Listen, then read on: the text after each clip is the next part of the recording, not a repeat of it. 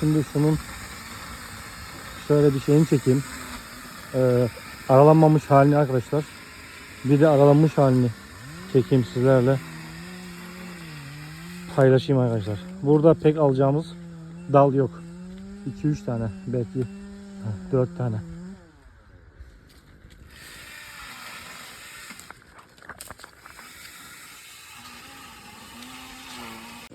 Arkadaşlar aralamamızı yaptık. Burada bu bahçede modifiye lider olarak gelişen ağaç sadece bunu gördüm. Önümüzdeki yılda üstlerden birkaç daha alacağız. Bu yıl çok almıyoruz. Altlardan aldık. Ortalardan aldık.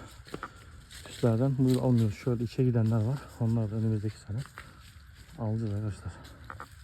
Bu şekilde aldığımız dal 4-5 tane dal arkadaşlar. Bu şekilde aramamızı yaptık.